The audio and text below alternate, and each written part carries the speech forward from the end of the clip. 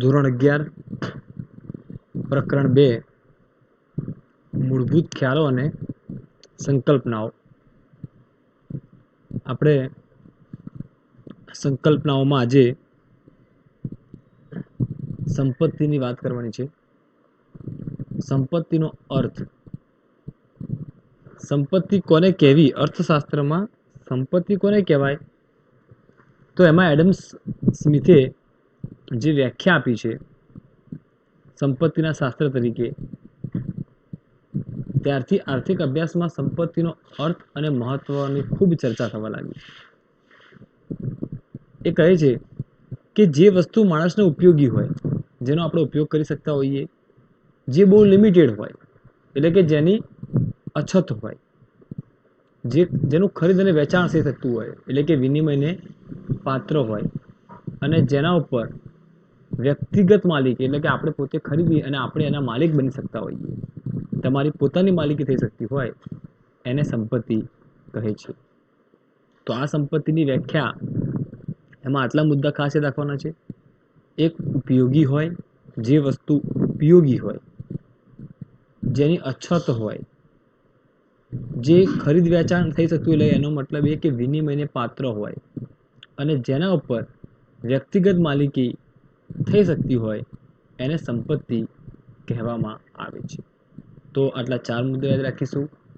પહેલું ઉપયોગી હોય, બીજું અછતવાળી હોય, ત્રીજું વિનિમયને પાત્ર હોય, અને પાછી એના ઉપર આપણે આપણી માલિકી સ્થાપી શકતા હોય, એટલે કે વ્યક્તિગત માલિકીની થઈ શકતી હોય એ વસ્તુ, તો એવી વસ્તુને સંપત્તિ કહેવામાં આવે છે.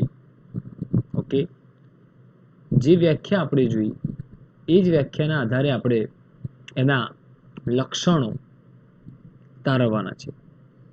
લક્ષણોમાં જોઈએ તો પહેલું, જે આપણે વ્યાખ્યામાં આવ્યું કે ઉપયોગી હોય, તો અહીંયા બી એ જ મુદ્દો છે. જે વ્યાખ્યા છે એ જ એના લક્ષણ આપણે યાદ રાખીશું. કે ઉપયોગી હોય તો કે ઉપયોગિતાનો ગુણ ધરાવે છે. કોઈ બી વસ્તુ માનવ જરૂરિયાતને સંતોષવાનો ગુણ, એટલે એને આપણે ઉપયોગિતાનો ગુણ કહીએ છીએ. સંપત્તિનું પ્રથમ લક્ષણ એ છે કે હંમેશા માનવની જરૂરિયાતોને સંતોષવાનો પ્રયત્ન કરે છે. માનવ જરૂરિયાતને સંતોષવાનો ગુણ ધરાવે છે, એટલા માટે આપણે એને ઉપયોગી કહીએ છીએ. આપણી જરૂરિયાતને સંતોષે છે એટલા માટે ઉપયોગી છે. મકાન, આપણી જે જરૂરિયાત છે રહેવાની, રહેઠાણની, તો એ જરૂરિયાતને મકાન સંતોષે છે, તો હા, તો એ સંપત્તિ કહેવાય. આપણે એક જગ્યાએથી બીજી જગ્યાએ જવું છે, તો વાહન એ આપણી જરૂરિયાતોને સંતોષે છે, તો એ પણ શું કહેવાય? સંપત્તિ કહેવાય. સોના ચાંદીના ઘરેણાં, તમારી જરૂરિયાત છે કે ભાઈ આપણે સોના ચાંદીના ઘરેણાં વસાવવા અને પહેરવા, તો તમારી જરૂરિયાત સંતોષાય, તો એ પણ તમે ખરીદી અને તમે એની પોતાની માલિકી પણ થઈ શકે છે, અને તમારી જરૂરિયાતો પણ સંતોષાઈ શકે છે. આમ એ ઉપયોગિતાનો ગુણ ધરાવે છે, એટલા માટે એ સંપત્તિ છે. વ્યાખ્યામાં જો બીજા નંબરમાં શું કીધું? અછતવાળી હોવી જોઈએ, તો અછત હોવી જોઈએ. વસ્તુમાં ઉપયોગિતાનો ગુણ હોવા સાથે તેમાં અછતનો ગુણ પણ હોવો જોઈએ, કારણ કે અછતવાળી વસ્તુ જ વિનિમય મૂલ્ય ધરાવે છે. વિનિમય મૂલ્ય કોને કહેવાય? કે તમે જેનું ખરીદ અને વેચાણ કરી શકતા હોય. આપણે એમ કહીએ કે જે વસ્તુની અછત ના હોય, જે વસ્તુ જેટલા પ્રમાણમાં, આપણે વાત કરીએ સર્વસુલભ, જે વસ્તુ આપણે માણસને જ્યારે જોઈએ એટલા પ્રમાણમાં અવેલેબલ હોય, એની કોઈ જ પુરવઠો લિમિટેડ ના હોય, તો પછી એ તો સર્વસુલભ થઈ ગઈ, બધાને મળી જાય છે, એટલા માટે સંપત્તિ ના કહેવાય. આપણે વાત કરીએ સૂર્યપ્રકાશ, હવા, તો આ એની માલિકી તમારી પોતે થઈ શકતી નથી. એનો પુરવઠો પણ કેવો છે? અમાપ છે, અખૂટ છે, તો એ સંપત્તિ ના ગણાય. પણ જે અછત હોય, જે બહુ લિમિટેડ હોય, અને જેનું ખરીદ અને વેચાણ એટલે કે વિનિમય થઈ શકતો હોય, એને સંપત્તિ કહેવામાં આવે છે. એટલે અછતવાળી વસ્તુ જ સંપત્તિ ગણાય. જેનો પુરવઠો અનલિમિટેડ છે અને વિના મૂલ્યે પ્રાપ્ત થયેલી જે કુદરતી ભેટ છે, એ ક્યારેય સંપત્તિ બની શકે નહીં. તો સંપત્તિ બનવાનું એક લક્ષણ એ પણ છે કે એ વસ્તુ કેવી હોવી જોઈએ? અછતવાળી હોવી જોઈએ. પેલું ઉપયોગિતાનો ગુણ, બીજું અછત, ત્રીજું આવે છે ભૌતિક કે બાહ્ય રૂપ ધરાવે. સંપત્તિનું ભૌતિક રૂપ હોવું જોઈએ, દેખી શકાય તેવું, સ્પર્શ કરી શકાય તેવું બાહ્ય રૂપ હોય. વ્યક્તિમાં ધારો કે જ્ઞાન છે, સમજણ છે, કળા છે, સંપત્તિ નથી. તમારી પાસે તમારું જે જ્ઞાન છે એ ભૌતિક રૂપ નથી, તમારું સમજણ છે એ પણ ભૌતિક રૂપ ના કહેવાય. છે ખરું, પણ તમે એને વહેંચી શકશો, વિનિમય થઈ શકશે ના. જે તે વ્યક્તિ સાથે જ તે રહે છે. તમારું જ્ઞાન છે તમારી જોડે રહેવાનું છે. તમે એના કે બીજાને, તમારું મગજ તમે બીજાને નથી આપી શકવાના, તમારી સમજણ તમે બીજાને ટ્રાન્સફર નથી કરી શકવાના. એટલે એની માલિકી પણ બદલાવાની નથી. સમજો તમે, એ આંતરિક ગુણ કહેવાય. તમારું જ્ઞાન, સમજણ, આવડત, તમારી કળા એ બાહ્ય રૂપ કે ભૌતિક રૂપ ધરાવતું નથી.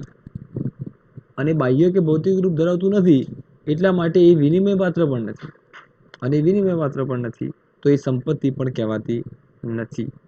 એટલે સંપત્તિ ભૌતિક કે બાહ્ય રૂપ ધરાવતી હોવી જોઈએ. એક વાત ખાસ યાદ રાખવાની છે, વિચારની વાત કરીએ. સ્પષ્ટ સ્વરૂપે નોંધી અને સંપત્તિ તરીકે રજૂ કરવાનો કાયદો હાલમાં વિશ્વમાં સ્વીકારાયો છે. વિચાર, આપણે એમ કહીએ વિચાર જે રહ્યો એ દેખાતો નથી, ભૌતિક રૂપ નથી, પણ અત્યારે સંપત્તિ પણ બની છે. તે ચોક્કસ વિચારનું ખરી રચના થઈ શકે છે, તેનો માલિકી હક નક્કી થાય છે અને તેનો વારસો પણ નક્કી થાય છે. પણ યાદ એ રાખવાનું છે કે માત્ર ચોક્કસ વિચાર કે વિચાર સમૂહને સંપત્તિ ગણવામાં આવે છે.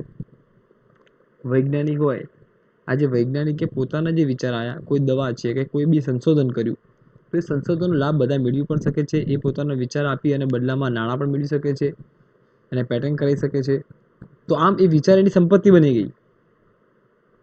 એટલે વર્તમાનમાં સંપત્તિ તરીકેનો જે કાયદો રજૂ કરવાનો જે કાયદો હતો એ આજે વિશ્વમાં પ્રચલિત બન્યો છે કે વ્યક્તિની જે વિચાર છે એ વિચાર, એ જ્ઞાન, એને બી તમે ટ્રાન્સફર કરી શકો છો.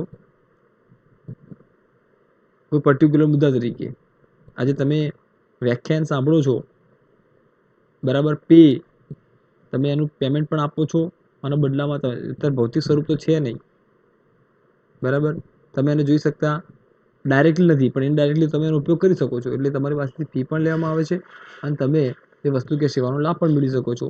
એટલે વિચાર કે વિચાર સમૂહની સંપત્તિ ગણવામાં આવે છે. વર્તમાનમાં એ વસ્તુ પ્રચલિત છે. તો આમ પહેલી વાત કરી, ઉપયોગિતા હોવી જોઈએ તો જ એને સંપત્તિ કહેવાય, બાકી વસ્તુ સંપત્તિ કહેવાય નહીં. અછત હોવી જોઈએ, જે વસ્તુની અછત ના હોય, અમાપ હોય, અગણિત હોય, અખૂટ હોય, સર્વ સુલભ હોય, તો પછી એ સંપત્તિ ગણાતી નથી. એનું ભૌતિક રૂપ હોવું જોઈએ, બાહ્ય રૂપ હોવું જોઈએ, દેખાતી હોવી જોઈએ, બરાબર છે. વ્યક્તિના અંદર જે જ્ઞાન છે, જે સમજણ છે, જે આવડત છે, જે કળા છે, એ એની પર્ટિક્યુલર વ્યક્તિની વાત છે. પણ એ દરેકની વ્યક્તિગત, તમે આજે કોઈ વ્યક્તિનું જ્ઞાન, આવડત છે તો આવડત તમે કેવી રીતે ખરીદી શકશો? અત્યારે હમણાં મેં તમને વાત કરી કે તમે વ્યક્તિનું આવડત રહી એ પોતાનામાં તો ના આવે, પણ એનો ઉપયોગ કરીને તમે બીજાને લાભ આપી શકો છો. તમે એને હાયર કરો, પૈસા આપો અને એનો ઉપયોગ કરીને તમે બીજે કોઈ વ્યક્તિને પ્રોવાઈડ કરો તો તમે આવક મેળવી શકો છો. વર્તમાનમાં આવો કોન્સેપ્ટ સ્વીકારવામાં આવ્યો છે. પણ હા, તમે એનું જ્ઞાન તમે પોતે મેળવી શકો એવું શક્ય નથી. એનો ઉપયોગ કરીને તમે બીજાને આપી શકો, પણ ડાયરેક્ટ તમે એનો ઉપયોગ ના કરી શકો. કહેવાનો અર્થ એ છે આપણો. એટલા માટે ભૌતિક કે બાહ્ય રૂપ હોય તો જ એને સંપત્તિ કહી શકાય. પછી કહે છે વિચારવાની શક્તિ. હવે જો ફરી આવ્યું આ મુદ્દો કે વિચારવાની શક્તિ એક ગુણ છે. આપણો જે તે વ્યક્તિ છે એની આવડત કહેવાય. એ તો કેવું છે કે દરેક વ્યક્તિમાં અલગ અલગ હોય અને વ્યક્તિગત બાબત છે, તે સંપત્તિ નથી. તેનું હસ્તાંતરણ થઈ શકતું નથી. મેં ના કીધું કે તમે જે વિચારો છો, હું એમ કહું કે તું જે વિચારે છે ને એ વિચાર શક્તિ મને આપી દે, તો શક્ય છે ખરું? ના, એ તો શક્ય જ નથી. હા, પણ હમણાં મેં તમને કીધું કે વૈજ્ઞાનિક એ શોધ કરે અને ચોક્કસ સ્વરૂપમાં રજૂ કરે તો તેની માલિકી થઈ શકે છે, તેની સંપત્તિ બની શકે છે. તે તેની સંપત્તિ, એટલે એ વૈજ્ઞાનિકની કે એણે શોધ કરી, એનું નામ લખાશે, એ એની માલિકી થઈ. હા, વ્યક્તિગત માલિકી થઈ, પણ વૈજ્ઞાનિક તેનું જ્ઞાન અને તેની વિચાર શક્તિ એ કોઈને આપી શકતો નથી, માટે તે સંપત્તિ નથી. સંપત્તિ તમે એમ કહો કે સંપત્તિ છે, પણ કોની થઈ? તો એ તો એક વ્યક્તિની જ થઈ ને. એ જે વ્યક્તિએ વિચાર્યું, જેની આવડત હતી, જેને સિદ્ધાંત બનાવ્યો, નિયમો બનાવ્યા, શોધખોળ કરી, તો એ વ્યક્તિની સંપત્તિ 100%ની. પણ તમે એમ કહો કે હું એ સંપત્તિ લઈ લઉં એનો વિચારનો હું લઈ લઉં, એના વિચારનું ટ્રાન્સફર કરી મારામાં લઈને મારી સંપત્તિ બનાવી દઉં, તો એ તો શક્ય જ નથી. વિચારોનો કેવી તમે વિનિમય કરશો? એ વિચારનો વિનિમય શક્ય નથી. એટલા માટે એ સંપત્તિ નથી. વિચારવાની શક્તિ એ સંપત્તિ નથી. યાદ રાખજો. વિચારવાની શક્તિ તો વ્યક્તિગત બાબત છે. તમે ક્યારે વિચારવાની શક્તિને તમે ખરીદ વેચાણ કરી શકતા નથી. એટલા માટે, અને બીજું કે ભૌતિક રૂપ પણ નથી એનું, એટલા માટે સંપત્તિ નથી. વિનિમય પાત્ર હોવી જોઈએ. મેં હમણાં કીધું કે જે વસ્તુ ઉપયોગી હોય, બાહ્ય હોય, પણ વિનિમય પાત્ર ન હોય. જો પહેલા બે લક્ષણની વાત કરી છે, હોય એવું કીધું છે કે ઉપયોગી પણ છે, એટલે લક્ષણ નંબર 1 આવ્યું. બાહ્ય આવ્યું છે તો લક્ષણ નંબર 3 બી કીધું એને. પણ પાછું એવું કહે છે કે પણ આ બે લક્ષણ હોવા છતાં એ વિનિમય પાત્ર નથી, તો પણ એને સંપત્તિ કહી શકાય નહીં. ક્લિયર? તો આપણે સંપત્તિ કહી શકીએ? ના કહી શકીએ. સંપત્તિનો અગત્યનો ગુણ શું છે? તેની વિનિમય ક્ષમતા છે. સૌથી મેન મુદ્દો જ આ છે કે ટ્રાન્સફરેબલ. એક વ્યક્તિ જ્યારે એ પોતાની જે વસ્તુ એ બીજાને આપે અને એ વ્યક્તિની માલિકી બને, તો જ એને આપણે વિનિમય, તો જ આપણે એને શું કહીએ છીએ? સંપત્તિ કહીએ છીએ. તે આપીને સામે બીજી વસ્તુ મેળવી શકાવી જોઈએ જ. આપણે કંઈક આપીએ અને બદલામાં આપણને કંઈક મળવું જોઈએ. સંપત્તિ વ્યક્તિની વર્તમાન જરૂરિયાતો સંતોષે જ છે, પણ ભવિષ્યમાં ઊભી થનારી જરૂરિયાતો મેળવી આપવામાં પણ મદદરૂપ થાય છે, તો જ એ સંપત્તિ કહેવાય. આપણે અત્યારે આપણે વસ્તુ ખરીદી, આપણી જરૂરિયાત સંતોષાઈ ગઈ. ધારો કે સોના ચાંદીની એક વાત કરીએ, બરાબર? હવે ગોલ્ડ છે, આજે આપણે ખરીદ્યું, આપણે પહેરવા માટે ખરીદ્યું છે, તો આપણી જરૂરિયાત એ હતી, બરાબર, ઘરેણા પહેરવાની. તો આપણે પૈસા આપ્યા, ઘરેણું ખરીદ્યું, જરૂરિયાત સંતોષાઈ ગઈ. પણ ધારો કે ઇન ફ્યુચર કદાચ એ જ વસ્તુ પૈસાની જરૂર પડી આપણે, તો એ વસ્તુને આપણે વેચી અને પછી આપણી જરૂરિયાતો સંતોષી શકતા હોઈએ. એટલે વર્તમાનની જરૂરિયાતો સંતોષે અને વધતા શું કહે છે? એ ભવિષ્યની જ પણ જરૂરિયાતો સંતોષે એવી હોવી જોઈએ. એટલે પણ એ ક્યારે બને? કે જ્યારે એનું ખરીદ અને વેચાણ થઈ શકતું હોય ત્યારે. એટલે કહે છે કે વિનિમય પાત્ર હોવી જોઈએ. ધારો કે જો મકાન વર્તમાનમાં જરૂરિયાત સંતોષે, પણ ભવિષ્યમાં મકાન વેચી અને અન્ય જરૂરિયાતો પણ સંતોષી શકાય કે ના સંતોષી શકાય? સંતોષી શકાય છે.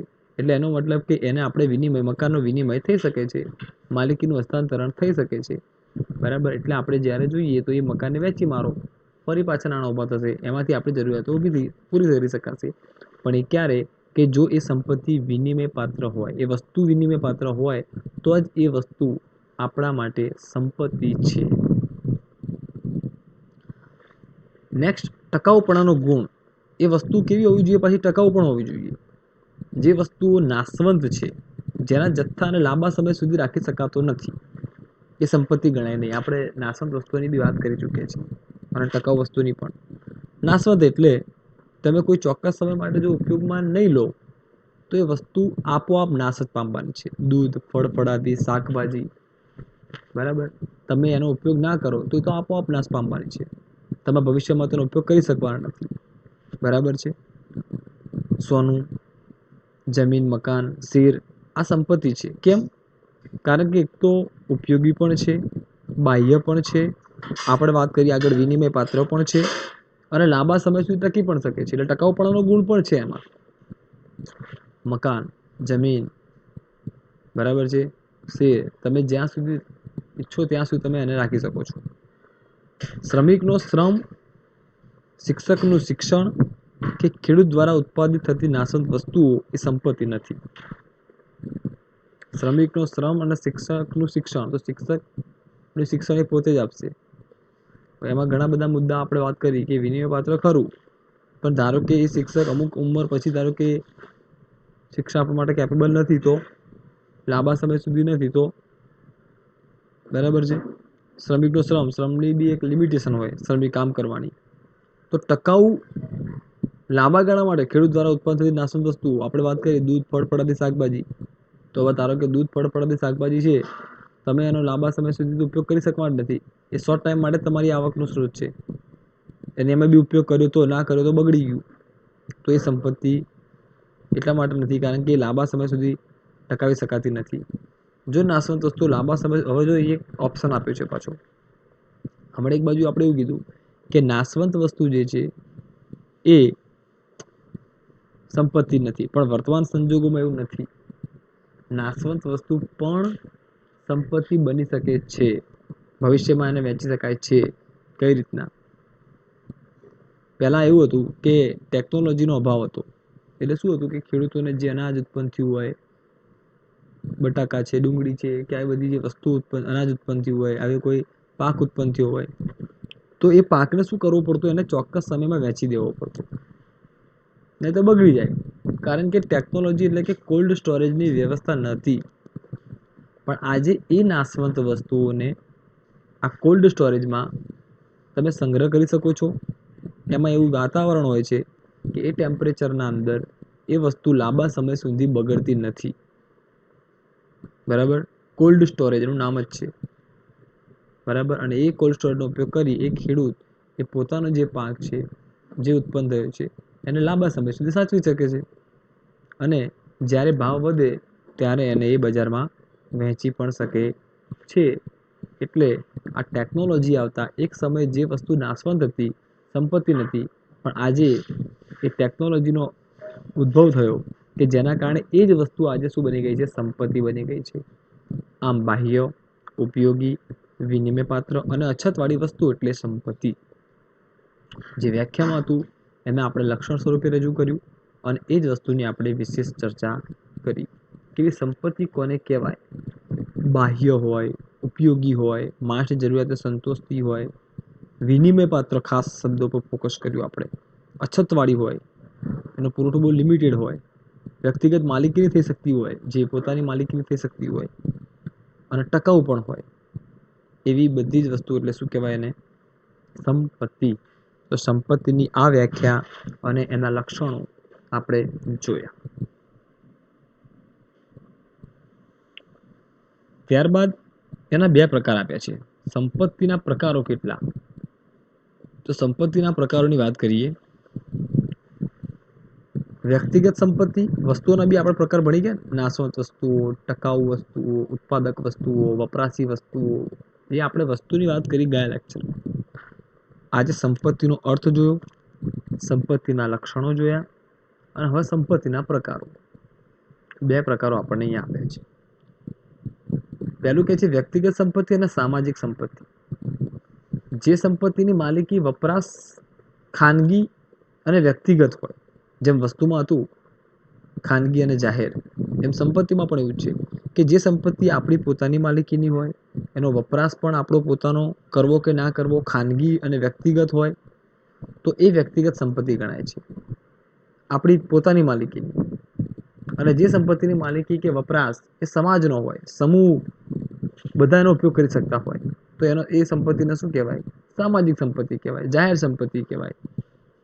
આપણે આજ મુદ્દો વસ્તુમાં ભણ્યા હતા, એ જ મુદ્દો સંપત્તિમાં આવ્યો. પોતાની માલિકીની સંપત્તિ છે તો વ્યક્તિગત કહેવાય, દરેક લોકો એનો ઉપયોગ કરી શકે છે સંપત્તિનો, તો એને સામાજિક સંપત્તિ કહેવાય. એવી રીતે રાષ્ટ્રીય સંપત્તિ અને આંતરરાષ્ટ્રીય સંપત્તિ. દેશની માલિકીની સંપત્તિ હોય, જે વસ્તુની માલિકી આપણા દેશની જ હોય પર્ટિક્યુલરલી, તો એવી સંપત્તિમાં રાષ્ટ્રની સંપત્તિ કહેવામાં આવે છે. ધારો કે દેશની નદી, પર્વત, રણ, જાહેર રસ્તાઓ, આપણા ઐતિહાસિક જે ઇમારતો છે, આપણી તાજમહેલ છે, તો તાજમહેલ કોની માલિકી કહેવાય? એ રાષ્ટ્રીય સંપત્તિ કહેવાય. ખ્યાલ આવ્યો? પણ આપણો સામૂહિક, પણ આપણે આગળ વાત કરીએ, આપણો સામૂહિક, આપણો શબ્દ વાપર્યું છે એટલે આપણી જ વાત કરી છે, દેશની જ વાત કરી છે. સામૂહિક વારસો, સાહિત્ય આપણું, આપણા સ્થાપત્યો, કલા, બરાબર, જૂના મળી આવેલા કોઈ પુરાણ તત્વોના જે સ્થળો છે, બરાબર, કોઈ શહેરો છે, બીજી કોઈ સંપત્તિ મળી આવી હોય દેશમાંથી, તો આવી રાષ્ટ્રીય સંપત્તિ છે. દેશની માલિકીની સંપત્તિ એટલે એને કહેવાય રાષ્ટ્રીય સંપત્તિ. આવી જ રીતે આંતરરાષ્ટ્રીય સંપત્તિ. આંતરરાષ્ટ્રીય સંપત્તિમાં શું હોય? બધાની હોય, દરેક દેશની. એમાં કોઈ વ્યક્તિ, કોઈ દેશ એવો દાવો ના કરી શકે કે અમારી છે. ધારો કે અમુક હદ, તમે કોઈ પણ દેશની હદ છોડો, દરિયો, તો દરિયો કોની માલિકીનો ગણવો? અમુક હદ સુધી હોય, પણ અમુક હદ છોડ્યા પછીનો જે ભાગ છે પાણીનો, તો એ તો આંતરરાષ્ટ્રીય સંપત્તિ કહેવાય. હવા આંતરરાષ્ટ્રીય સંપત્તિ કહેવાય. ખ્યાલ આવ્યો? વાતાવરણ, આ દરેક વસ્તુ જેવી છે કે જે કોઈ દેશ પોતે એવું ના કહી શકે બી આ મારી માલિકીનું છે, કે અમેરિકાનું છે, જાપાનનું છે. તો આમ સંપત્તિના પણ આપણે બે ભાગ જોયા. રાષ્ટ્રીય સંપત્તિ, આંતરરાષ્ટ્રીય સંપત્તિ. રાષ્ટ્રીય સંપત્તિ એટલે રાષ્ટ્રની માલિકીની હોય, આંતરરાષ્ટ્રીય એટલે દરેકની માલિકી, દરેક દેશ એનો લાભ લઈ શકતું હોય. કોઈ એવું દાવો ના કરી શકે ભાઈ કે આ અમારું જ છે. બરાબર, ઓકે. તો આમ સંપત્તિના પ્રકારો આપણે જોયા, વ્યક્તિગત સંપત્તિ અને સામાજિક સંપત્તિ, અને રાષ્ટ્રીય સંપત્તિ અને આંતરરાષ્ટ્રીય સંપત્તિ. ટૂંકમાં સંપત્તિ એટલે શું કે તો જે વસ્તુ જે આપણી પાસે છે એ માણસની જરૂરિયાતોને સંતોષી શકે, બરાબર, જેનો આપણે ઉપયોગ કરી શકીએ, વર્તમાનમાં બી ઉપયોગ કરી શકીએ અને ભવિષ્યમાં પણ આપણે ઉપયોગ કરી શકીએ. જે વસ્તુ લાંબા સમય સુધી ચાલતી હોય, ટકાઉ હોય, ટૂંકમાં ટકાઉપણાનો ગુણ એમાં હોય, જે વિનિમયને પાત્ર હોય, એટલે કે જેનું ખરીદ વેચાણ થઈ શકતું હોય. જો વિનિમય પાત્ર હોય તો તમે એનો ભવિષ્યમાં બી ઉપયોગ કરી શકવાનો છો ને. તો આવા બાહ્ય રૂપ ધરાવતું હોય, ભૌતિક રૂપ ધરાવતું હોય, તો આવા લક્ષણો ભેગા થાય એટલે એની વ્યાખ્યા બી આપણે એ જોઈ, એ જ એમના લક્ષણો છે. ઉદાહરણ સાથે આપણે સમજાયા. તો આમ આપણે આજે સંપત્તિનો પરિચય મેળવ્યો કે એડમ સ્મિથે સંપત્તિની શું વાત કરી છે, એના ઉપરથી લક્ષણો તારવ્યા, અને આપણે સંપત્તિના બે પ્રકારો પણ જોયા. તો આમ સંપત્તિ એટલે શું અને સંપત્તિના પ્રકારો આપણને હવે ખ્યાલ આવી ગયો હશે.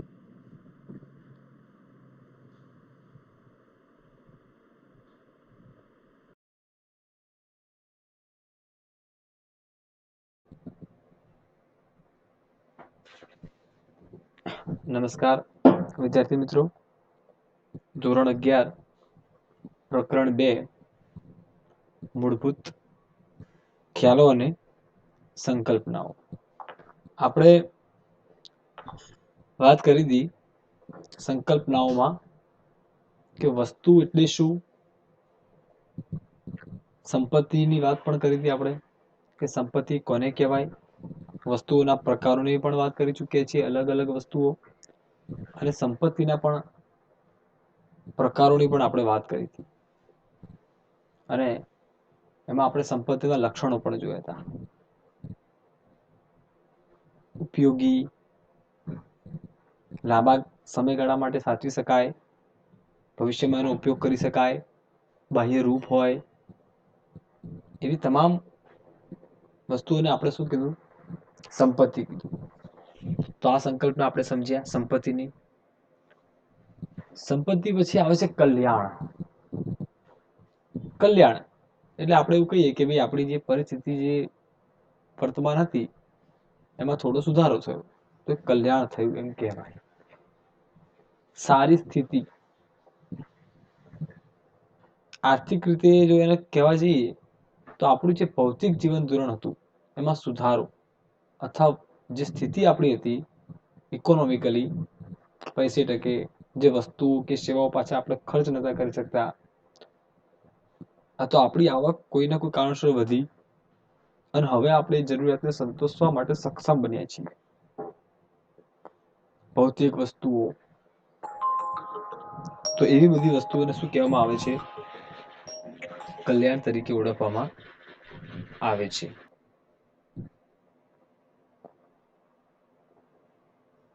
તો આ વાત થઈ કલ્યાણની. ઇન શોર્ટ આપણી જે પરિસ્થિતિ હતી, વર્તમાન પરિસ્થિતિ, ધારો કે આપણી પાસે એટલા કેપેબલ નથી આપણે કે અમુક પ્રકારની સુખ સગવડો સંપત્તિ આપણે લઈ શકીએ, આપણે આપણી જરૂરિયાતો મુલતવી રાખવી પડતી હોય. પણ જો સમય જતા આપણી જે આર્થિક પરિસ્થિતિ સુધરે છે તો આપણું જે જીવન ધોરણ છે એમાં પણ સુધારો થાય છે અને વધારે સારી સ્થિતિનું નિર્માણ થાય છે. અને આ જ પરિસ્થિતિને, આ પરિસ્થિતિમાં જે સુધારો થયો એને કલ્યાણ તરીકે ઓળખવામાં આવે છે. આધ્યાત્મથી માંડી અર્થશાસ્ત્ર સુધી કલ્યાણ શબ્દ વપરાય જ છે. કલ્યાણ શબ્દ ઇકોનોમિક્સમાં વપરાય છે અને આધ્યાત્મિક દ્રષ્ટિકોણથી આપણે કહીએ કે કલ્યાણમ ભવતું, કલ્યાણ થાવ. કલ્યાણ એટલે માત્ર આર્થિક દ્રષ્ટિ હોય એવું પણ નથી. સુખ સંપત્તિ, શારીરિક, ગમે તે રીતે હોઈ શકે. કલ્યાણ, સારું થવું, ઇન શોર્ટ. માણસ જીવનના તમામ ક્ષેત્રોમાં કલ્યાણ થાય એવું ઈચ્છે છે. દરેક ક્ષેત્રમાં આર્થિક, સામાજિક, રાજકીય, નૈતિક આપણે એવી આશા રાખીએ છીએ કે આપણું દરેક ક્ષેત્રમાં કલ્યાણ થાય. એટલે કે વધારે સારી સ્થિતિ ઈચ્છે છે. એને વર્તમાન પરિસ્થિતિ છે, એનો હોદ્દો, એટલે દરેક બાબતમાં, માત્ર કે આવક વધે એટલે કલ્યાણ એવું નહીં. સમાજ જીવનના અંદર માન, મર્યાદા, મોભો, પ્રતિષ્ઠા, જે સ્થિતિ હતી સ્થિતિમાં વધારો થાય એવું ઈચ્છે છે. અને વધુ સારી રીતે સ્થિતિ માત્ર ટૂંકા ગાળા માટે નહીં, પણ કાયમી ધોરણે રહે તે કલ્યાણ છે. હા, મેન મુદ્દો આ છે. કલ્યાણ પણ એ લાંબા સમયગાળા માટે હોવું જોઈએ. શોર્ટ ટાઈમ માટે પરિસ્થિતિ બદલાઈ તો એ કલ્યાણ નથી, પણ એ પરિસ્થિતિમાં સુધારો લાંબા સમયગાળા માટે હોય તો એને શું કહેવામાં આવે છે? કલ્યાણ તરીકે ઓળખવામાં આવે છે. એટલે ટૂંકા ગાળા માટે નહીં, પણ એ કાયમ હોવું જોઈએ. એમ કે થયું તો બસ ઓકે, કન્ટિન્યુ રહેવું જોઈએ, તો એ કલ્યાણ છે. ક્ષણિક ના હોવું જોઈએ. અર્થશાસ્ત્રમાં કલ્યાણને આપણે બે રીતે વિચારી શકીએ છીએ. એક વ્યક્તિગત કલ્યાણ અને બીજું સામૂહિક કલ્યાણ. વ્યક્તિગત એટલે આપણું પોતાનું વ્યક્તિગત, સામૂહિક એટલે બધાનું. સામાન્ય અર્થાઓ થાય. જ્યારે આપણે કલ્યાણની વાત કરીએ ત્યારે સામૂહિક વિચાર કરવાનો છે આપણે, કે સૌનું કલ્યાણ થાય એમ. વળી કલ્યાણને આર્થિક પરિસ્થિતિમાં માપી શકાય તેવા સુધારા સાથે ગુણાત્મક પરિવર્તન સાથે પણ સંબંધ છે. એને માપી શકાતું હોવું જોઈએ એવા ગુણાત્મક પરિવર્તન, કે સુધારો થયો તો કેટલો, આર્થિક જીવન ધોરણ આપણું બદલાયું પણ કેટલું, આપણી આવકમાં ફેરફાર થયો તો કેટલો, આપણી જે રહેણી કરણી હતી, જીવનની જે સ્ટાઇલ હતી, એમાં કેટલો પરિવર્તન થયો. એને માપી શકાય એવા સુધારા સાથે જે ગુણાત્મક પરિવર્તન છે એની સાથે પણ સંબંધ છે. એટલે કે તે આર્થિક વૃદ્ધિ કરતા આર્થિક વિકાસ સાથે સંકળાયેલી બાબત છે. હવે જો ગુણાત્મક પરિવર્તન શબ્દ તમારા માટે નવો છે, 12મા ધોરણમાં મુદ્દો આવે છે. અને વૃદ્ધિ અને વિકાસ પણ તમારે આવે છે ત્યાં. વૃદ્ધિ એટલે શું છે? કોઈ સંકુચિત બાબત છે, અને વિકાસ જે છે એ વિસ્તૃત બાબત છે. આપણે એમ કહીએ કે ભાઈ રાષ્ટ્રીય આવકમાં વધારો થયો તો એ પરિમાણાત્મક બાબત કહેવાય. પણ કેમ થયો, કયા પરિબળના કારણે થયો, એના માટે જવાબદાર પરિબળ કયા, તો એનો અભ્યાસ જે છે આર્થિક વિકાસમાં આવે છે. એટલે અહીંયા શબ્દો આપ્યો છે કે ગુણાત્મક પરિવર્તન સાથે સંબંધ છે. કેવું બન્યું, કેમ, એના માટેના જવાબદાર પરિબળો કયા કલ્યાણ માટેના, તો એની બાબત સાથે સંકળાયેલું છે. વળી કલ્યાણનો મોટો આધાર જે રહ્યો એ આવક વૃદ્ધિ કરતા આવકની યોગ્ય વહેંચણી પર રહેલો છે. કારણ કે આપણે કોની વાત કરવાની છે? સામૂહિક કલ્યાણ. એટલા માટે તમારી આવક વધી એટલે દેશનું કલ્યાણ થયું કહી શકાય? ના કહી શકાય. કારણ કે એ તો પર્ટિક્યુલર વ્યક્તિગત કલ્યાણની વાત થઈ. એટલે અહીંયા શું કીધું છે? આવક વૃદ્ધિ કરતા આવકની વહેંચણી. તમારી આવક વધે છે, ઓકે, વેરી ગુડ, બરાબર. પણ તમે જે આવકની વહેંચણી કરો છો એ કેટલે અંશે છે? આવકની વહેંચણી એટલે રાષ્ટ્રીય આવક, આપણા રાષ્ટ્રની જે કુલ આવક છે, તો એ કેટલા લોકો વચ્ચે કેટલા પ્રમાણમાં વહેંચાય છે, એ સૌથી અગત્યનું છે. ભાઈ ધનિક મોટા ભાગની આવક ધનિક લઈ જાય, વર્ગ ઓછો એ લોકોનો, પૈસા એ લોકો લઈ જાય. જે આવકની વહેંચણી થાય છે એમાં આવું થાય છે કે ધનિક જ વધુ ધનિક બને છે, ગરીબ વધુ ગરીબ બને છે. મોટા ભાગની આવક તો એ લોકોની હોય છે. સામાન્ય પ્રજા, મધ્યમ પ્રજા અને સાવ ગરીબ લોકો તો આવકનું બહુ જ ઓછો હિસ્સો ધરાવતા હોય છે. આમ જે આપણે વાત કરી કે ભાઈ આવક વૃદ્ધિ ઇમ્પોર્ટન્ટ નથી, આવકની વહેંચણી એ મોર ઇમ્પોર્ટન્ટ છે. જો વહેંચણી ન્યાયી હોય, દરેક લોકોને સરખી ન્યાયી વહેંચણી થતી હોય આવકની, તો એ વધારે લાભદાયી રહે છે. અને સાચા અર્થમાં દેશનું કલ્યાણ થયું એવું કહી શકાય. કારણ કે જો આવકની વહેંચણી દરેક હિસ્સે વહેંચાય છે તો દરેક લોકોનો એનો મતલબ એવો થાય કે જીવન ધોરણ સુધર્યું, દરેક લોકોની પરિસ્થિતિ સુધરી, અને સામૂહિક કલ્યાણની ત્યાં વાત આવે છે.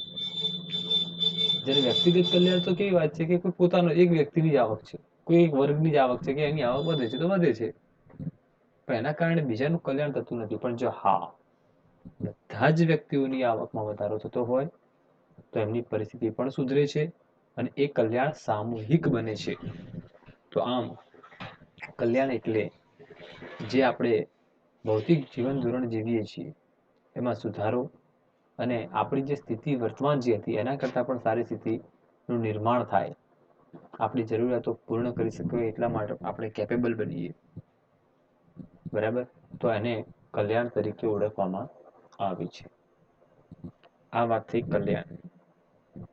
હવે વાત કરીએ, આપણે સંપત્તિ ભણી ચૂક્યા છીએ અને કલ્યાણી ભણી ચૂક્યા, તો બંને વચ્ચેનો સંબંધ શું છે? કલ્યાણ અને સંપત્તિ વચ્ચેનો સંબંધ સામાન્ય રીતે એવું માનવામાં આવે છે કે વ્યક્તિની સંપત્તિમાં વધારો થાય ત્યારે તેના કલ્યાણમાં પણ વધારો થાય છે. બરાબર, આપણે એવું કહીએ કે ભાઈ, હમણાં આપણે વાત કરી કે તમારી સ્થિતિ સુધરી, બરાબર, વ્યક્તિની વાત છે, વ્યક્તિની સંપત્તિમાં સુધારો થયો એટલે એનું કલ્યાણ થઈ ગયું. દેશની સંપત્તિમાં વધારો થાય તો દેશના લોકોનું પણ કલ્યાણ થાય છે. બરાબર, વ્યક્તિની આવક વધી તો વ્યક્તિનું કલ્યાણ થયું, દેશની કુલ સંપત્તિ વધી તો દેશના લોકોનું કલ્યાણ થયું. પણ વ્યક્તિ માટે જે બાબત સાચી હોય તે દેશ માટે ન પણ હોય, બની શકે એવું.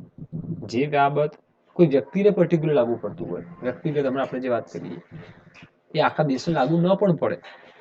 ઉપર જણાવ્યું તેમ કલ્યાણને આવકની વહેંચણી સાથે સંબંધ છે.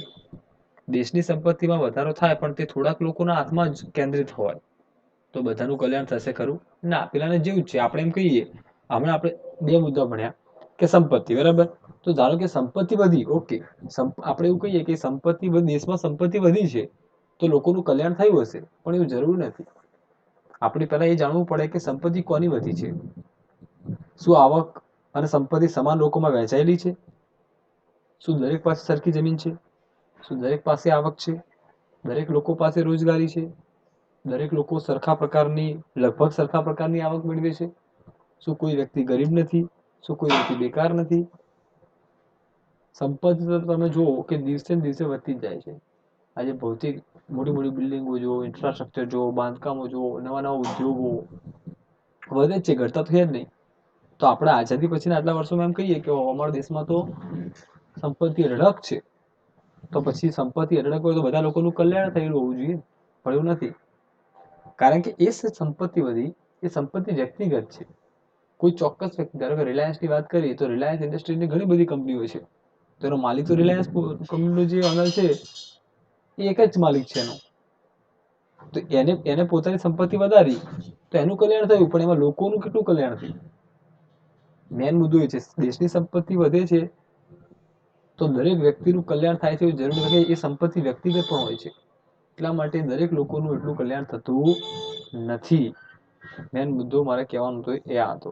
એટલે સંપત્તિ શું કે છે, આજે કોઈ થોડાક લોકોના હાથમાં કેન્દ્રિત છે તો પછી બધા લોકોનું કલ્યાણ થવાનું નથી. કલ્યાણને પ્રજાના સામાજિક, સાંસ્કૃતિક મૂલ્યો સાથે પણ જોડવામાં આવે તો સંપત્તિ અને કલ્યાણનો સીધો સંબંધ આપી શકાતો નથી. તમે આજે કલ્યાણ, પેલું આપણે વાત કરી ઇકોનોમિકલ, આર્થિક દ્રષ્ટિએ આવક કેટલી છે, પગાર કેટલો છે, પણ અહીંયા શું કહે છે કે આપણે એને કોના સાથે જોડવાની વાત કરીએ? સમાજ અને જે સાંસ્કૃતિક મૂલ્યો છે એની સાથે જોડવામાં આવે તો પછી સંપત્તિ અને કલ્યાણનો સીધો સંબંધ માપી શકાતો જ નથી. કારણ કે અર્થશાસ્ત્ર નૈતિક મૂલ્યોના નિર્ણયો કરતું નથી. અર્થશાસ્ત્ર એટલે શું છે કે આર્થિક દ્રષ્ટિએ જે વસ્તુ છે એનું જ માપનની વાત છે. આપણે આગળ ભણી ગયા આર્થિક પ્રવૃત્તિ અને બિન આર્થિક પ્રવૃત્તિ. અહીંયા નીતિના મૂલ્યોની વાત છે, સંસ્કૃતિની વાત છે, એની કોઈ ચર્ચા અહીંયા થતી નથી. આમ છતાં ભૌતિક કલ્યાણનો વિચાર જો આપણે કરીએ તો દેશની આવકમાં વધારો થવા સાથે આવકની વહેંચણી પણ સુધરે. હા, મેન મુદ્દો આ છે કે આવક વધે બરાબર છે, પણ આવક કરતા જે આવકની વહેંચણી છે ને એ ન્યાયી હોય. લગભગ બધા લોકોની માથે આવક વધવી જોઈએ, સરખી રીતે આવક વહેંચાવી જોઈએ. દરેક લોકોને કામ મળશે તો આવક વહેંચાવાની જ છે. એટલે આવકના વધારા કરતા આવકની વહેંચણી સુધરે ને એ મોસ્ટ ઇમ્પોર્ટન્ટ છે. અને આવું બને તો આપણે એવું કહી શકીએ કે કલ્યાણમાં વધારો થાય છે તેમ કહી શકાય. એટલે ક્લિયર? મેન મુદ્દો જે હતો એનો કહેવાનો આ હતો. બરાબર, કલ્યાણનો સંબંધ, સંપત્તિ અને કલ્યાણનો સંબંધ જે મારે તમને સમજાવવો હતો એ આ હતો. ક્લિયર? તો આ વાત છે સંપત્તિ અને કલ્યાણ વચ્ચેનો સંબંધની. એવું માની લેવાની પણ જરૂર નથી કે સંપત્તિ દેશની વધી ગઈ તો બધા વ્યક્તિઓનું કલ્યાણ થઈ ગયું, માની લેવાની કોઈ જરૂર નથી. કારણ કે વ્યક્તિગત સંપત્તિ વધે, બરાબર, તો પછી દેશનું કલ્યાણ ચોક્કસપણે એવું માની લેવાની જરૂર નથી. થાય છે, નથી થતું એવું પણ નથી, કારણ કે લોકોને રોજગારી બી મળે છે. પણ સૌથી વધારે સંપત્તિ જે વ્યક્તિગત છે, જેની માલિકી છે, એનું જ વધારે કલ્યાણ થવાનું છે. ખ્યાલ આવ્યો? તો આમ સંપત્તિ અને કલ્યાણ વચ્ચેનો સંબંધની વાત કરી. સંપત્તિ એટલે શું, સંપત્તિના લક્ષણો જોયા, અને ત્યારબાદ આપણે સંપત્તિના પ્રકારો પણ જોયા. એવી જ રીતે અહીંયા કલ્યાણની વાત કરી. કલ્યાણના પણ આપણે બે રીતે અર્થશાસ્ત્રમાં વિચારી શકીએ છીએ: વ્યક્તિગત કલ્યાણ અને સામૂહિક કલ્યાણ. ત્યારબાદ આપણે બંનેને સરખાવ્યા, સંબંધ સ્થાપિત કર્યો. કલ્યાણ અને સંપત્તિ વચ્ચેનો સંબંધ શું છે? ઓકે, તો વિદ્યાર્થી મિત્રો, એક નવો ટોપિક હવે આપણે શરૂ કરવા જઈ રહ્યા છીએ. હું તમને એની પ્રસ્તાવના આજે કરીશ, ચલાવીશ આવતા લેક્ચરમાં. એનું હેડિંગ છે ઉત્પાદનના સાધનો. ખાસ સમજો, છે બુદ્ધિ કામ આવશે આ મુદ્દો. ઉત્પાદન, પ્રોડક્શન, કોઈ બી વસ્તુનું પ્રોડક્શન કરવું છે. ઓકે, હવે એ વસ્તુનું પ્રોડક્શન જો કરવું હોય, એ પ્રોડક્શન કરવા માટે આપણે શું જોઈએ?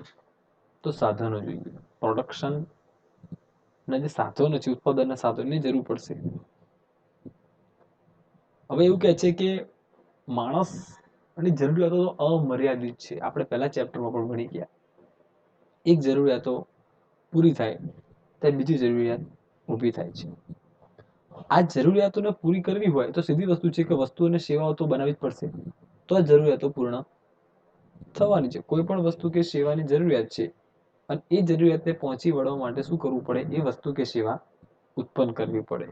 ઓકે, માનવીની જરૂરિયાત સંતોષી શકે તે રીતે વસ્તુ કે સેવાની ઉપયોગી સ્વરૂપમાં આવે તે ઉત્પાદન છે. સીધી વસ્તુ કે વસ્તુ કે સેવા એવી હોવી જોઈએ કે આપણી જરૂરિયાતને સીધી રીતે સંતોષી શકતી હોવી જોઈએ. સાદી રીતે કહીએ તો આપણે વાત કરી છે કે તૃષ્ટિ ગુણ, વસ્તુ કે સેવામાં રહેલો જે સંતોષ આપવાનો ગુણ છે, એની ઉપયોગિતા ગુણમાં એની વસ્તુ મૂળ સ્વરૂપે હોય, પણ એને એ વસ્તુ આપણને યુઝ ટુ કેવી રીતે બને? ઉપયોગિતા ગુણ જે કહેવાય છે, તૃષ્ટિ ગુણ, સંતોષ મેળવવાનો ગુણ, એ વસ્તુ કે સેવામાંથી સંતોષ કેટલો મળે છે, એ સંતોષ મેળવવાનો જે ગુણ છે, એ કરવાની પ્રક્રિયા એટલે પણ એને ઉત્પાદન કહેવાય. દાખલા તરીકે લાકડાને ખુરશીના સ્વરૂપમાં બદલવામાં આવે તો એનો ઉપયોગિતા ગુણ ઉમેરાય એમ કહેવાય. લાકડું છે, આપણે બેસવું છે, વિદ્યાર્થીઓને બેસાડવા છે, લોકોને બેસાડવા છે, ડાયરેક્ટ લાકડું કેવી રીતે કામ આવશે? નહીં આવે. હા, પણ એ જ લાકડું જે છે એનો ઉપયોગિતા ગુણ, એને કટિંગ કરવામાં આવે, બરાબર, યોગ્ય શેપ આપવામાં આવે તો સીધી વસ્તુ છે, એને ટૂંકમાં એને ખુરશી સ્વરૂપ તૈયાર કરવામાં આવે લાકડામાંથી. તો એ ખુરશીનું જે સ્વરૂપ કર્યું, લાકડામાંથી જ બને છે આપણે ખુરશી, પણ હવે એ લાકડું કેવું થઈ ગયું? એને ઉપયોગિતા ગુણમાં, એટલે કે સંતોષ આપવાનો જે ગુણ હતો બેસવાનો, એમાં વધારો કર્યો. આને ઉત્પાદન કહેવાય. અને તૃષ્ટિગુણના સર્જનની પ્રક્રિયામાં જે મદદરૂપ થાય તે બાબતને સાધન કહેવાય. ખુરશી ઉત્પાદન થયું તો લાકડામાંથી ખુરશી બનાવવામાં જે આપણે વસ્તુઓ જોઈ, શ્રમિકો જોયા, લાકડું જોયું, ઘણી બધી વસ્તુઓ જોઈ, વીજળી જોઈ, બરાબર, ઘણી બધી વસ્તુઓની જરૂર પડે, તો એ બધા શું કહેવાય? આપણા સાધન કહેવાય. તો પ્રોડક્શન એન્ડ ટૂલ્સ, ઉત્પાદન અને એ ઉત્પાદન કરવા માટે જરૂરી સાધનો, એની આપણે અહીંયા ચર્ચા કરવાની છે. એટલે બીજી વસ્તુ કે એક વસ્તુ યાદ રાખજો કે સાધનોની અમુક લિમિટ છે, પણ જરૂરિયાતોની કોઈ લિમિટ નથી. અર્થશાસ્ત્ર એવું કહે છે કે જે અમર્યાદિત સાધનો છે, અમર્યાદિત જરૂરિયાતો છે, એને આપણે આ મર્યાદિત સાધનો વડે શું કરવાનું છે? સંતોષવાનો પ્રયત્ન કરવાનો છે. અને એનો જ અભ્યાસ કરતું શાસ્ત્ર એટલે આપણે એને અર્થશાસ્ત્ર કહીએ છીએ. સ્થળ, સ્વરૂપ, સમય, એમાં શું આવે? પરિવર્તન આવે. સમય બદલાય, સ્થળ બદલાય, સ્વરૂપ બદલાય, એટલે વસ્તુના તૃષ્ટિ ગુણમાં શું થાય છે? અથવા ઉપયોગિતા ગુણમાં વધારો થાય છે. સ્થળ બદલાયું, સ્વરૂપ બદલાયું, સમય બદલાયો, તો જે તે વસ્તુ હોય એનો જે સંતોષ આપવાનો જે ગુણ છે, તૃષ્ટિ ગુણ છે, જેને આપણે કહીએ છીએ, અથવા એનો ઉપયોગિતાનો ગુણ છે, એમાં વધારો થાય છે અને તે પ્રક્રિયા ઉત્પાદનની જ પ્રક્રિયા કહેવાય. અને આ પ્રક્રિયામાં મદદ કરનારા બાબતો એના ઉત્પાદનના સાધનો કહેવાય. ઓકે, તો ઉત્પાદનના 4 સાધનો છે: જમીન, મૂડી, શ્રમ અને નિયોજન. રાષ્ટ્રના કુલ વાર્ષિક ઉત્પાદનનો આધાર આ 4 સાધનો ઉપર છે. રાષ્ટ્રની જે આપણી જે કુલ ઉત્પાદન થાય છે ને, કુલ પ્રોડક્શન, તો એ 4 બાબત ઉપર ડિપેન્ડ છે: જમીન, મૂડી, શ્રમ અને નિયોજન. ઉત્પાદન પ્રક્રિયામાં ચારેય સાધનો મહત્વ સરખું છે. વહેંચણીની ન્યાય પ્રક્રિયામાં ઉત્પાદનના ચારેય સાધનોને ઉત્પાદનમાં તેમણે આપેલા ફાળા મુજબ વળતર આપે છે. દરેકને કંઈક તો મળશે જ ને. જમીનને શું મળે? ભાડું મળે. મૂડીને વ્યાજ મળે. શ્રમિકો, એટલે આપણે જે કામ કરીએ શ્રમિકો, એને વેતન મળે છે. અને નિયોજક કે જે શું કરવાનું છે? જમીન લાવશે, મૂડી લાવશે અને શ્રમિકો લાવશે, અને બદલામાં એ લોકોને વળતર ચૂકવી અને પોતે જે મેળવશે વળતર, એને નફો કહેવાય છે. નફો. માર્શલ જણાવે છે કે ઉત્પાદનના મૂળ તો આમ તો 2 સાધન છે: એક કુદરત અને બીજો માણસ. કુદરતે આપણને ઘણી બધી એવી સંપત્તિ આપી છે અને આપણે એનો જ ઉપયોગ કરીએ છીએ. કોઈ બી વસ્તુ બનાવવું હોય તો આપણે કુદરતની વસ્તુ વગર શક્ય જ નથી. અને બીજું, માણસ પોતાની વિવેક બુદ્ધિથી જે આપણને ભગવાને આપી છે એનો ઉપયોગ કરી અને એની ઉપયોગિતામાં વધારો કરે છે. એટલે આમ તો જોવા જઈએ, ઇકોનોમિકલી નથી કહેતા આપણે, પ્રોફેસર માર્શલના મત મુજબ જે વાત એમણે કરી છે કે ઉત્પાદનના આમ તો 2 સાધન છે: એક કુદરત અને બીજું માણસ. અનાજ ઉત્પન્ન થયું તો માણસે મહેનત કરી અને ભગવાને આપણને અનાજ આપ્યું. બરાબર છે. આપણે હમણાં વાત કરી કે ખુરશી બને, પણ ખુરશી માટે કાચો માલ લાકડું હતો, અને લાકડાનું ઉત્પાદન કોણે કર્યું છે? કુદરતે કર્યું. પછી એમાંથી થોડો ફેરફાર કરી યંત્રો દ્વારા માણસે શું બનાવ્યું? અમે ખુરશી બનાવી. એટલે ઉત્પાદનના મૂળ તો આમ 2 સાધન કહી શકાય: કુદરત અને માણસ. પણ આપણે જે ચર્ચા કરવાની છે એ 4 સાધનના સ્વરૂપમાં, કે જમીન, મૂડી, શ્રમ એન્ડ નિયોજન. ક્લિયર? આ 4 સાધનોનો આપણે ઉપયોગ કરીશું અને વસ્તુ કે સેવાનું સર્જન કરીશું, અને અર્થશાસ્ત્રમાં એ વસ્તુ કે સેવા લોકોની જરૂરિયાતને સંતોષવાનો પ્રયત્ન કરશે. બરાબર છે. તો આપણે નેક્સ્ટ લેક્ચરમાં આ વસ્તુને સમજવાનો પ્રયત્ન કરીશું. ઓકે.